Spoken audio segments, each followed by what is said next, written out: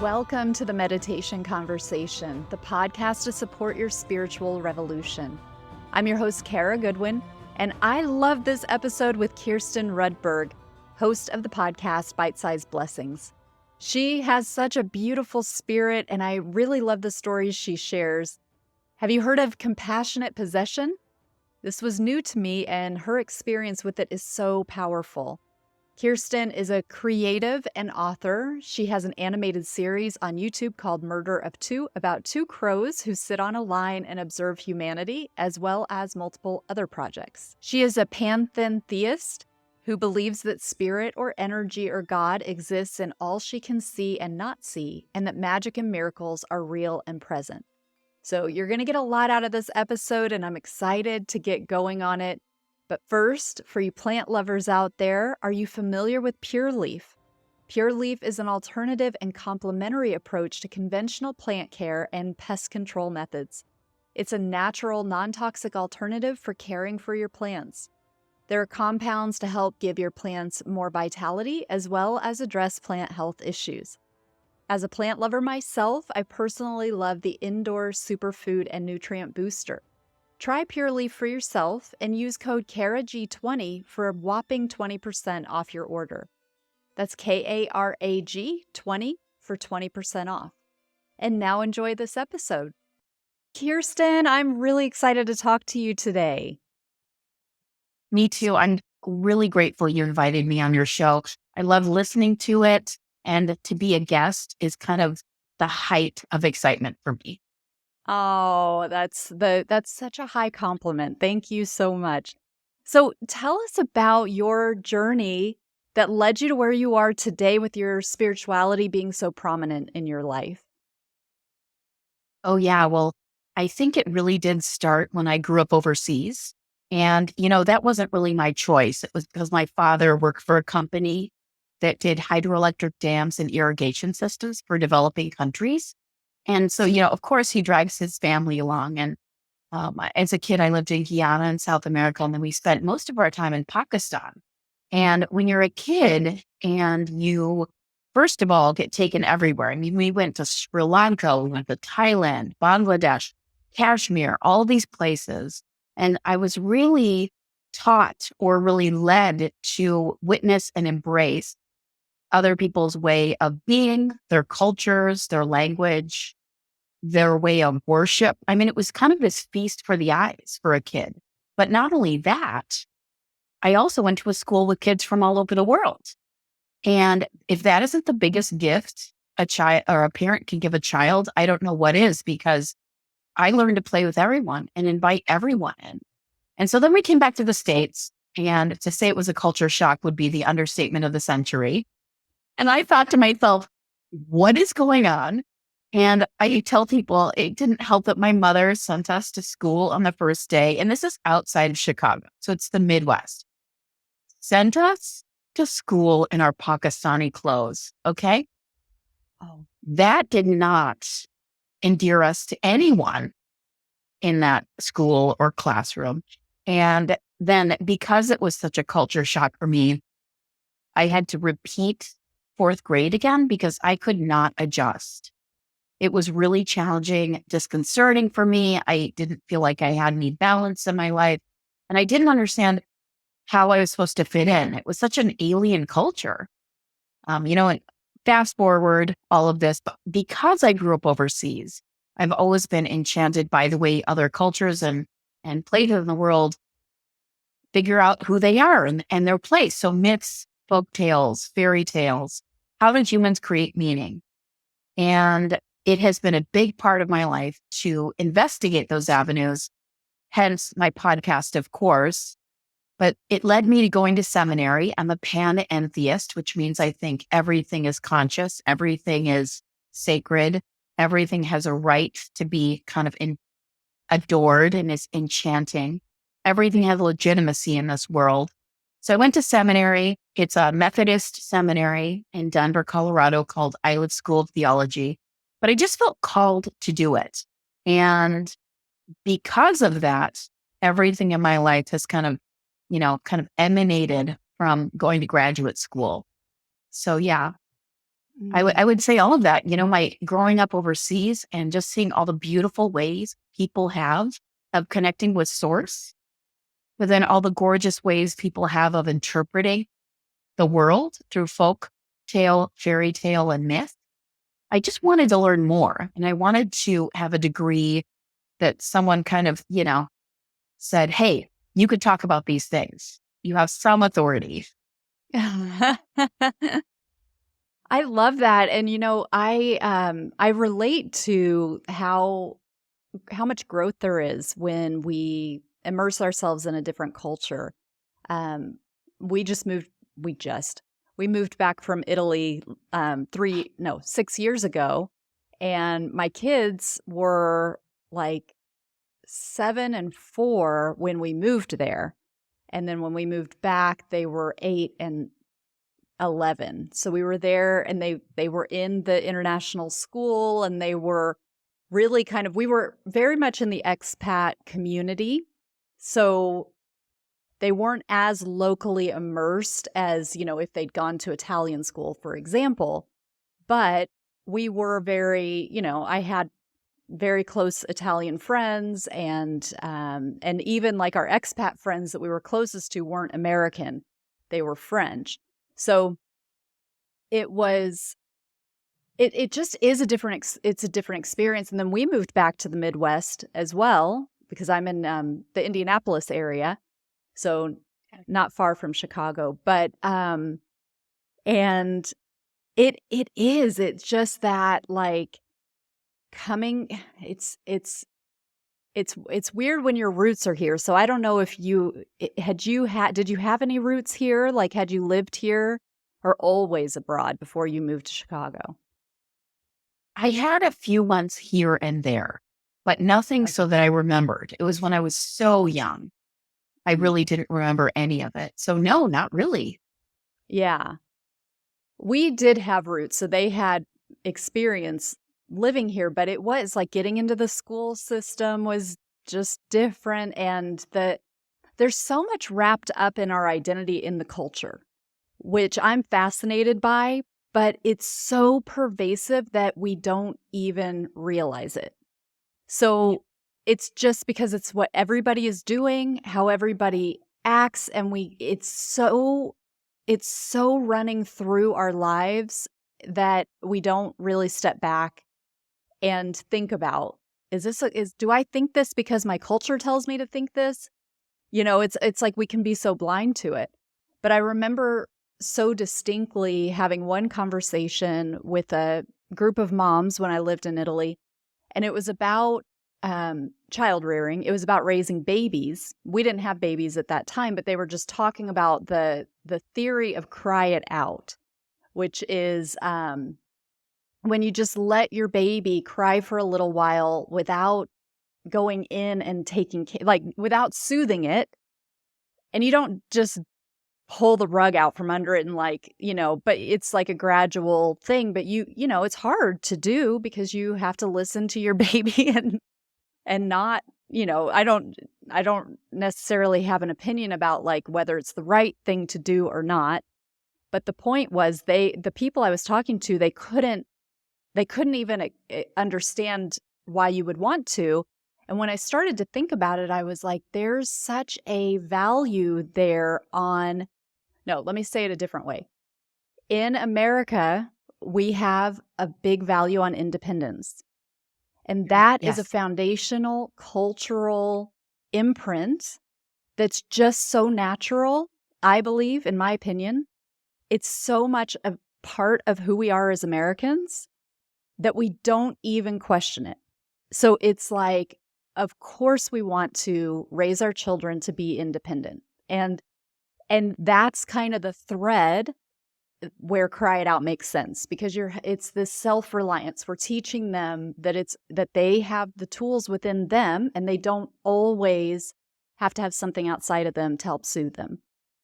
Right. And that is not really the same value in the same way doesn't exist in Italy, in my experience. Again, I had this 4-year, very brief in one location, so I don't want to try to speak for everybody.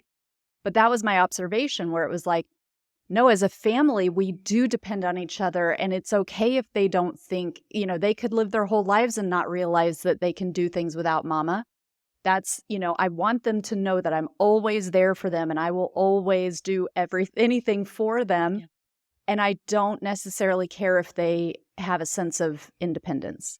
So that was like a really strong example for me where it was like, we could talk about the merits of Cry It Out for, the rest of the day and still never be able to understand each other because of that cultural difference. So anyway, all of that to say, the beliefs, because you're talking about like the myths, the legends, and the stories that we tell, and then, our beliefs and everything. It's all these things that make us who we are culturally that you kind of need to step back to, sometimes to really be able to wrap your head around it, Oh, absolutely. And, it wasn't really until I went to seminary and, of course, took many, many classes that I understood. I mean, you would have thought that I would have realized this by then, but that location is such an essential part of every human being's kind of idea of who they are in the world. And, reading books for a class, it really helped me to understand when refugees are forced to flee their homeland or go somewhere that's unexpected, leave their homes, leave their churches, their worship spaces, they're losing a lot more than just their homes, their brick and mortar homes. They're losing the stories of who they are, their connection to place, to location, to the area around them and how they use that area to define themselves. So I totally agree. Absolutely. Yes. That's so fascinating. So I'd love to talk about compassionate possession. Oh, So yeah.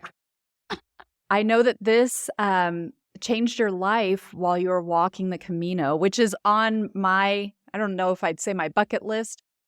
I guess I don't really have like a firm bucket list, but yeah, it is something that I want to do in the future is to walk the Camino. But tell us about your pilgrimage and compassionate possession. Oh, sure. Yeah. Okay. So I had never heard of this. I only discovered that there was actually a term for what had happened to me a couple years ago when I was living in Santa Fe. And so I have to back it up a little bit before I walk the Camino. And I was celebrating, I think it was my 40th birthday. My brother, or my sister and father had flown in to Portland, Oregon to celebrate with me. We'd gone up to Bend, Oregon.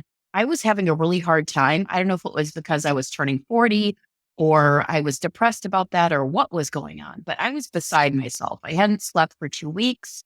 I had a lot of other stressful things going on. So I was already crying for just being kind of open to whatever was going to happen. And I love my sister and father very, very much. But I found myself one day, and please know that I'm not giving myself an excuse for my behavior, but it is important to understand with the story that's going to happen. I'm going to tell a little later on. So I found myself at breakfast with my partner at the time, my sister and my father. And I went outside to walk around for a little bit. So starting to have a little bit of anxiety.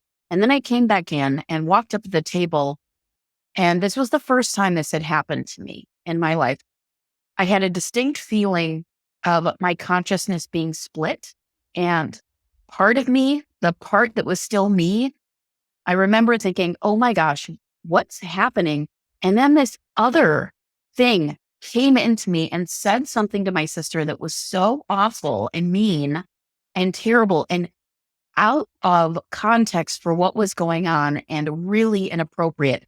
Well, the conscious part of me was like, what did you just say? Oh my gosh. And to say that it ruined the trip was the understatement of the century. And you have to know that I cried for months afterwards because I didn't understand what happened. The whole thing was so confusing. It wasn't me, but it had come out of my mouth. I was distraught. I thought I was going to have to go into a mental hospital. I was devastated.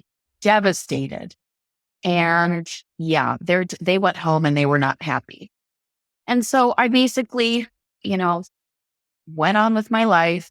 And about a year later, I was at my work and it was very, very early in the morning and about 6:15, 6:30. And there was a gentleman sitting at the end of the counter.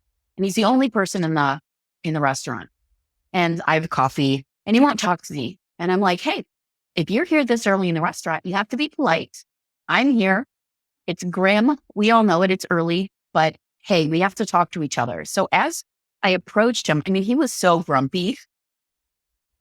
As I approached him, I saw he was reading a book and I said, oh, what book are you reading? And once again, it was something stepped into me because the conscious part of me thought, oh my gosh, that thing is happening again. And the customer said, oh, it's a book on math and logic. And then I started speaking and I remember thinking while I was speaking, I don't know how this sentence ends. Something said, oh, do you think math is invented or discovered? And I just stepped back and then it was gone. And he just, then we had this great conversation that just took off to the races. And I thought, okay, that was weird. What just happened? And he left and I was sad because I was like, what a great conversation. But then he came back the next day and he said, I'm coming back because I have to tell you something really bizarre. And I said, okay, it's good to see you again. He said, no. 10 seconds before you came over and asked me that question, I just finished 5 pages on whether math is invented or discovered. And so you came up to me and you asked that. And he said, my jaw dropped. And then we began this friendship. We began this really beautiful friendship based on this really bizarre occurrence that had happened in our lives.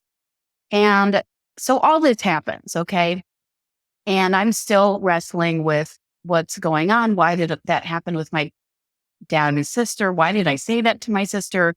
It took years to repair that wound with her, a really long time. And then I walked the Camino. And I end up walking most of it alone through France because the weather was terrible that year. They had the worst weather they'd had in 90 years. But then I get to this one place and I meet this other pilgrim and we decide to walk together. I'm going to call her Jennifer. We decide to walk together and she's really fast. So many times it's me watching her walk away as I try to keep up with her. But irrespective of that, but the weather that day was awful. It snowed on us. It hailed. I think it was late May. It was just awful. So finally we get to this little tiny village in the middle of nowhere. And we're sitting around, me, Jennifer, and this other pilgrim having dinner. And we're having a great conversation. And Jennifer was kind of, down on life, had a really pessimistic view of the world, was clearly struggling. And she was just going on and on about how horrible French people are, how mean they are to her, just how terrible they are as a collective and all these things. And I just said, oh, gosh, I haven't had that experience. Everybody's been really nice to me. And she lost it. And she jumped up from the table with such violence that the chair went flying. She started sobbing and crying and yelling at me that I didn't have any connection to reality. And that if I'm religious, I need to get a grip on myself because God doesn't exist. And, she let me have it. She let me have it. The other pilgrim, bless his heart, was like, I'm going to go to my bedroom now. And she stomped out and went outside to have a cigarette. And I thought to myself, oh dear, Kirsten, you hate conflict. This is so, I was terrified, but I thought to myself, please help me, whatever spirits or whatever energies, because I can't run away from her. Like if I run away from her, it's going to make her feel worse. So I need to find the strength to be able to sit with her and be present with her. And after 15 minutes, she came back in and sat down next to me and was still crying. And she said, I am so sorry. I am so sorry. She was so ashamed and humiliated. She said, I don't know why I did that. I don't say things like that. I never overreact like that. And there's this trope on the Camino that everybody loses it at least once. You just like fall apart and you become something other. But she was sitting there and I just thought, okay, I'm going to just listen to her. And after she said a few things, got it out of her system, I said, listen, I have to tell you that what you did was really nothing. I said, one time I said something so horrific to my sister that it left a 50-mile diameter circle of nuclear devastation around where we were at. And Jennifer said, really? And I said, oh, yeah. What you just did was nothing. What I did, like, ruined lives. Okay. It literally ruined lives. So please don't worry about it. Please don't fret. It's okay. I've seen worse. And then we had more of a conversation. She was still pessimistic and not happy with a lot of things and still took me to task on some things. But we decided to walk together. So we walked together a few more days and we got to this big town. And I went to go stay in a tiny hotel and she went to the hostel. And before she left, she said, let's meet for lunch. And I said, okay. So we met and we had lunch. And she said, I want to let you know I have something for you. And when you walk the Camino, the biggest thing for a pilgrim is to signify that you are a true, authentic walker of the way. You want to have this thing called a coquilla. And it's a shell that is a sign of St. James. You attach it to your pack. So people know when you go to places, oh, there's a pilgrim walking the Camino. I could not find a shell to save my life. I'd already been walking 6 weeks. I felt like a faux pilgrim. I was so depressed and bummed out. But I thought, okay, it's going to come when it's going to come. And so we met for lunch and she said, I'm staying at this auberge and the gentleman has a ton of these. So I made you this. And she handed me a shell. And she said, she said, I carved a hole in it and I attached a little rope so that you can attach it to your pack. But here, I wanted to give this to you as a thanks for everything that we've been through. And I thought, oh my gosh, I'm so shallow. I was like, oh, I should get a shell. Like, oh, yay. I'm real now. I'm a real pilgrim. And I went, we said our goodbyes and I went back, attached it to my pack. And it wasn't until I was walking about 2 days later that I just stopped in the middle of the trail and I was gobsmacked because I realized that when Jennifer gave me that shell, it was basically spirit or the universe, energy, whatever you want to call it, saying, good job. You did what we wanted you to do. You were there for someone else and you showed up for them in a way that was really authentic. But not only that, removed her shame, removed her humiliation, and you helped someone who was in dire need. And then a few more, paces down the road, I thought, oh my God, that was why that happened with my sister and my dad. Because if that wouldn't have happened, I would have never been able to be present to Jennifer or tell her that story and take away her suffering and help her feel better. And I've said this before, but it was such an incredible feeling realizing that not only had the universe noticed that I'd stepped up and given me a coquilla, a true sign of the pilgrim, but that everything that had happened to me, there was a reason for it. And I wasn't going crazy and I didn't need to be put in a mental hospital. And I just thought, you know what? If I can give that gift to someone, take away their shame, their humiliation, whatever, I will suffer like that anytime because it was such a powerful experience. And then multiple years later, I'm in Santa Fe and I go to see the shaman. And I said, I've had this weird thing happen to me twice. I don't. And I told her about it and she goes, oh my gosh, that's compassionate possession. And I said, what? And she said, oh yeah, that happens all the time to people. And I thought, okay, what? Okay. Would have been good to know years ago. Thank you so much for at least giving me some sort of name for what happened to me, some sort of definition or idea so that I don't feel like I'm losing it. But she basically said, oh yeah, it's nothing out of the ordinary. I thought, goodness. Oh my goodness, you've just made me feel 10,000 times lighter and better. And, that experience really, it was There was a lot of suffering on my part and a lot of horror, basically, at what I'd done to my sister. And I claimed that I did that to my sister. I'm not using this as an excuse that my behavior should be, forgotten or entirely forgiven, but that I was part of something that then allowed me to be present to someone else years later in a way that I could have never foreseen. I always talk about it as I was able to glimpse behind the curtain of the universe into that mystery from, the great Oz, from the Wizard of Oz, where all the magic and the mystery happened for the possibility. So yeah, that's my story. Oh, wow. Thank you so much for sharing that. And I've never heard of compassionate possession either, but I've done a ton, like the shadow has been prominent in my world since around the eclipse time. We just had the eclipse in April of this year, and I was right on the path of totality. So I was really paying attention to, it was a big hype anyway, but just because it was like, I literally watched it in totality in my backyard. So I was just very tuned into it because of, I think that was a big part of it. But I noticed all of this shadow coming up with it, which is kind of funny because the eclipse, that's literally physically part of it, is the shadow of the moon covering, the moon is making the sun be in shadow. But I've never been particularly drawn to shadow work. That's some people, that's their thing, and they really work on that. They market themselves in that way. They've trained in that way.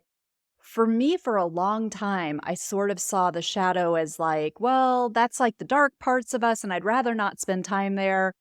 And I just sort of, let's focus on the light. Let's focus on the good stuff, And I started to change, or it started showing itself in a different way, even the way that I understand the shadow to be, which is, it's not always those parts of us that we're ashamed of, or that we, that are those like tricky, like, this is not how I want to show up in the world. I can't believe I did that. I can't believe I said that. But it's also the parts of us that just are undiscovered yet, because we don't know that they're there.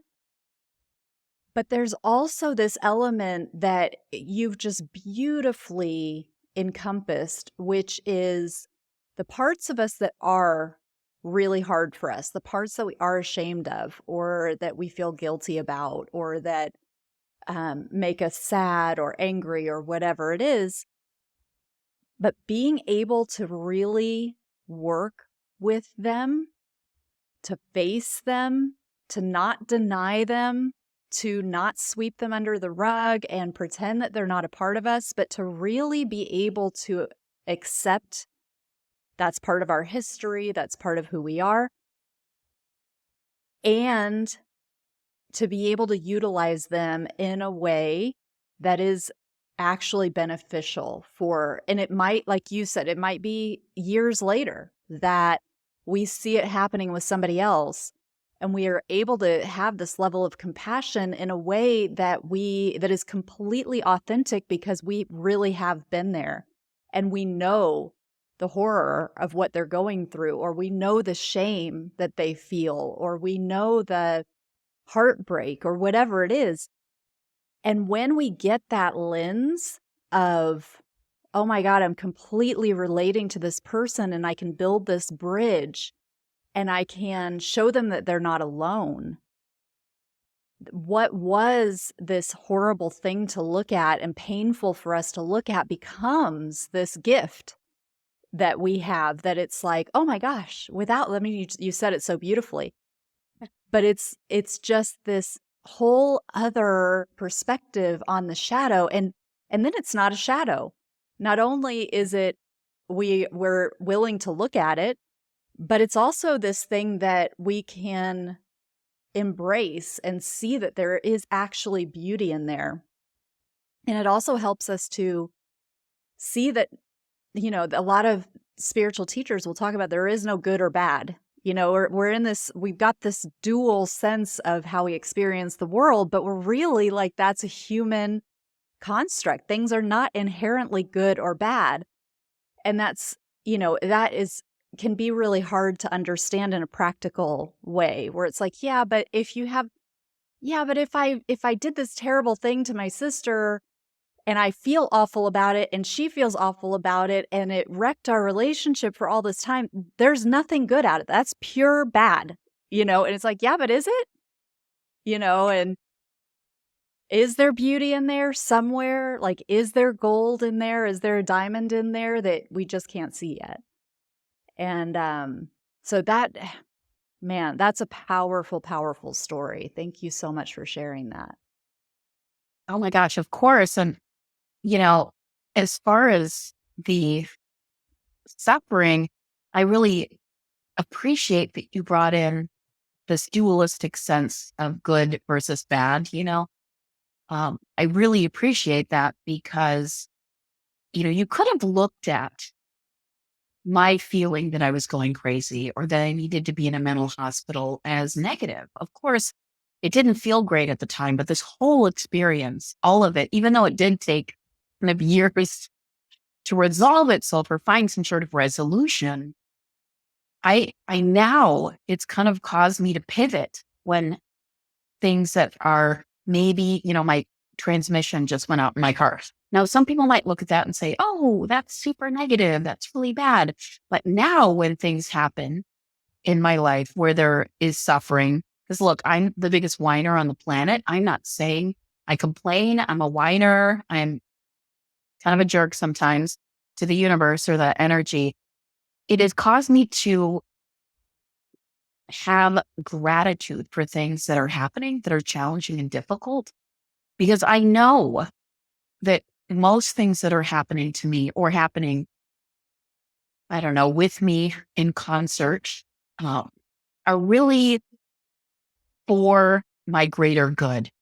And so, how do I have gratitude for what happened the first time with my sister and dad? I mean, I guess I can go back in time and have gratitude from that moment on, but now I have gratitude when things are challenging or hard. And that's also another thing that I kind of, I guess I received it from that whole experience. Yes. Well, it's interesting from a quantum perspective where it's like, even if spent years really regretting and being ashamed of what happened, from the moment that you were able to change your perspective, that time on the trail when just like that, you were like, oh my God, the grace. Oh, the whole thing was a design. This was like a masterful design. And from that moment on, anytime you look back, you can see the grace, which changes your future because you're no longer carrying that trauma in the same way. You have changed it, which changes your future. And it changed your past too, because again, like you look back on it and you don't see it the same way. It's not the same event because you have a different perspective. You have a different facet of the prism has opened up to you and stuff. So it's really interesting from a quantum perspective and timelines and all of that, like what that does. And I love too, I don't think, we should overlook the fact that you decided how you were going to handle that when it happened, when you were on the receiving end, because you just as much could have easily been like, finally, someone else did it. And this time they did it to me. And I am right. And I don't deserve that. And, and I think we can easily have a tendency to, even if we have been on the other side of it, to be like, okay, finally, it's my turn to not be the one. I can be the indignant one. I can be the victim here. And I'm not the perpetrator this time. So I'm really going to lean into that victim part, So I love that you received and that you saw that you were receiving that like applause, of like, yes, here's a token of gratitude, because there was not just one way that you could have handled that. That's the highest way you could have handled that, with the most grace and the most God shining through. So that's really touching. Thank you. I hadn't thought of it that way before. Um, I mean, I really, in the moment, didn't think there was any other way to respond, only because her, in that moment, her pain and her hurt and her wounding were so overt and so on the surface that I feel like I had no other choice but to respond with compassion and deep listening and being present to her. At least that's what I would have hoped that someone would have responded to me with if I was in the same similar situation. So yeah, but thank you. That means a lot. I appreciate it. I call it as I see it. Okay, so I want to know what it's like for you to listen to God. Can you talk a little bit about that?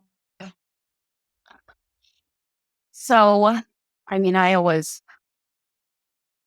tell people that I'm sure God and the angels and the ancestors are all like, that one over there is a stinker, because I'm super grumpy. And, when I'm asked to do something or show up, there's a lot of grousing. There's a lot of dragging my feet. There's a lot of complaining.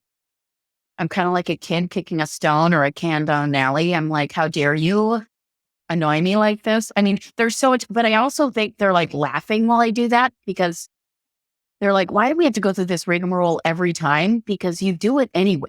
Okay. So just, can we skip that past the part where you complain for like a couple days and get annoyed? But my way of listening to God is, I mean, I sort of don't have a choice. And I describe it as this way. Are you familiar with who Maya Deren was? A cultural anthropologist who went to Haiti and studied voodoo and Haitian worship practices in the 40s and 50s. And she was a documentary filmmaker as well. She's an incredible, interesting human being. She wrote this book called The Divine Horseman after studying voodoo religious practices in Haiti for quite a while. And basically what happens is they have a ceremony. It's meant to importune a certain god to come in to give advice or help people with their lives or what have you. But what happens is, after doing all this ceremony, the god comes in and mounts someone.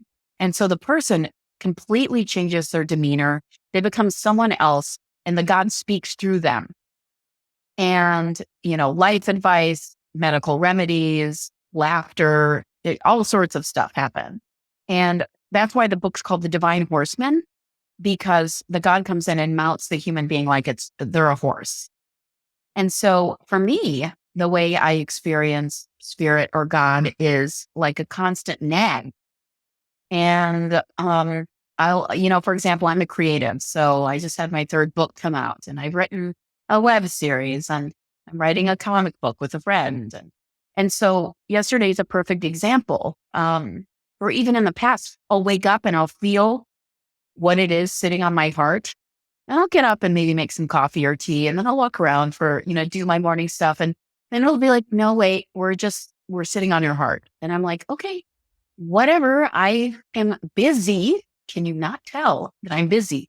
And then I just wait a little bit longer. Maybe I'll watch some TV or something. And then it becomes so heavy and intense. It's like a monkey on my back that I have to, and I know this, like if I just sit down at a computer, get whatever it is, it's out, and it usually comes out fully formed. Whatever it is I'm writing comes out fully formed. I sit down, I get it off, and then that energy goes away and is all right, fine. You're done for the day. So I experience God as being, some days God's not on my heart or on my shoulder. It's like a little monkey. Other times I've had crazy experiences where God was like sitting on me and is like, hey, you have to go on a walk now. And I was like, I'm sorry, I don't have to go on a walk now. And then I sat there and it's like, no, go on a walk. And I groused some more. And then after 15 minutes, I'm like, fine. And I'm growling and cranky and annoyed because I never go on a walk at this time. And I go outside and Spirit was like, turn left. Okay, I feel crazy telling you all this but this is what happens to me. And then it led me into this hiking trail up near Los Alamos and I'm walking. And then Spirit was like, go back to the street. And I'm like, are you joking? You got me off the couch to go on a hike for 10 minutes. And now you have me going back to the street. This is stupid. You're stupid, whatever. So I was walking along the street and I look over and this woman passes me and she parks up the block, gets out, looks around, is like walking everywhere. And I thought, oh, that woman's lost. And then I'm walking and I'm approaching her. She gets back in her car, drives further up the block, gets out, like looks all over the place. And I thought, wait a second, is that woman driving a Nissan Sentra? And I thought, oh my God, she is. And then I remembered that I was having a woman come from Craigslist to pick up a free table. And she said, I'll be in a Nissan Sentra. And so I trotted up to her and I said, are you looking for the house with the free table? And she said, yes, I didn't write. Who are you? And I'm like, I'm the one with the free table. And she said, oh my gosh, I didn't write your address down. I looked at your house on Google Space or something. And I thought I'd be able to tell where it was from that. And I said, oh my gosh, you're so lost. It's way at the end of the block. And if you want to drive up there, I'll meet you and you can get the table. And she said, how did you know how to be out here for that? So I was like, it's a long story. And I'm clearly who is the jerk in our relationship. It's me. I'm the jerk, but God knows this already. And it's okay. It's okay. It's okay. So if I wouldn't have gotten off the couch and been nagged to death, the poor woman would have never from the house, would have never gotten her table. That was just another instance in my life where that's how I experienced God. I hate to say that as a nag or a monkey, but that's Spirit has discovered that that's the best way to get my butt in gear. So yeah. I love that. That's a great story. Well, Kirsten, this has been so much fun. I would love for you to tell people how they can find out more about you, including your podcast, Bite-Sized Blessings. Oh yeah, thank you. Well, I have a podcast and it's Bite-Sized Blessings and it's BYTE. And I interview people from all over the world, everywhere, every religion, atheists. And I ask them, have you ever experienced something magical or miraculous in your life? And how did it change you? It's really a selfish endeavor because I want to hear those stories because they remind me that this universe, this creation is a good thing.